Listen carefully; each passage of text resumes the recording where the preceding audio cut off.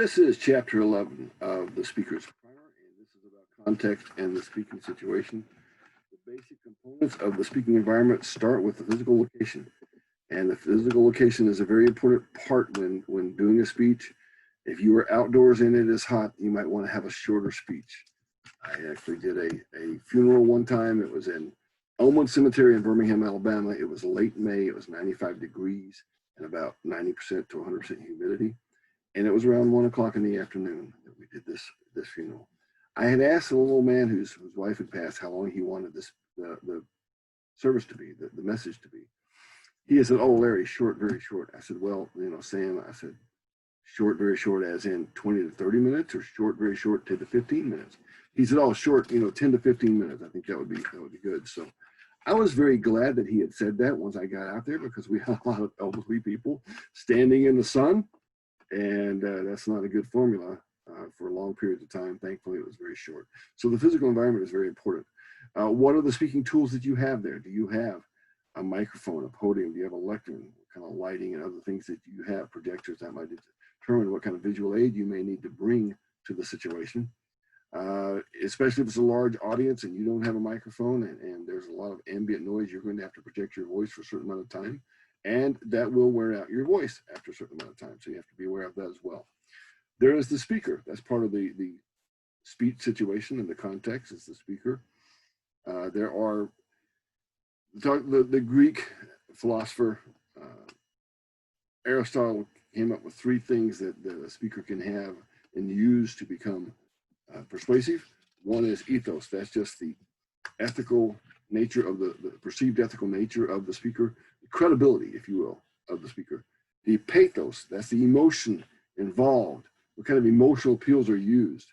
And does the speaker show emotion? Does the speaker show passion? Some of my students who do their persuasive speech, they have good research, and they may even have some good stories. But within the context of that persuasive speech, they have no passion about the topic. That's not an excellent speech. That's not even a good speech. It is at best a barely credible speech, or a barely okay speech, a barely fair speech, which means it's barely a C. And it can even be poor, because if we don't see that you have passion on the topic, the audience typically says, "Well, if you don't have passion on it, well, why should I?" So, and then there's logos. Logos is logic, and just logical things that tell us that what you're saying is correct.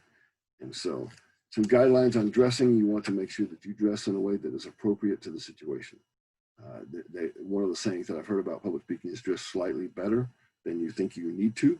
Another guideline I will tell you is very, very important, is that you do not dress in any way inappropriately, because if you are showing too much skin, whether you're a male or a female, it doesn't work well. I had a young man who came to give a speech.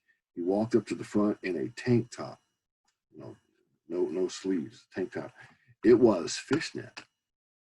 Sorry, guys, we don't want to see your nipples. Ladies, same thing. I had a young lady who she had a speech on that was so low cut, it was barely covering each nipple, just to be blunt about it. It was barely covering them. And I came home, I told my wife jokingly, I said, "I think a couple guys in the back may have had a wager going on whether, one was going to pop out." It was just a delicate balance there. And the other thing I told her was that I could have probably offered most of the class $1,000 to tell me what she spoke about. They couldn't have done it. It was just too distracting. And so, talks about media. Is it going to be done over media? That's actually a context now that's very common. You may be doing a video, turning it online. That's media.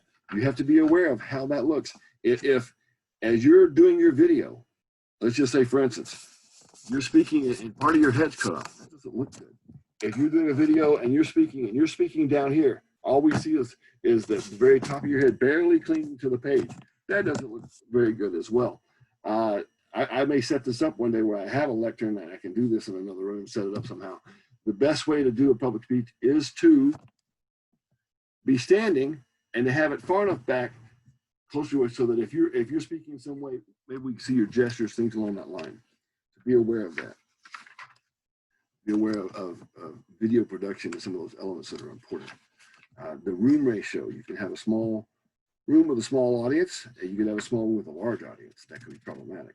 You could have a very large room and a small audience, and that audience might be spread out all over the room. And then, of course, you're going to have to project more as well. That is the end of chapter 11, context and speech situation.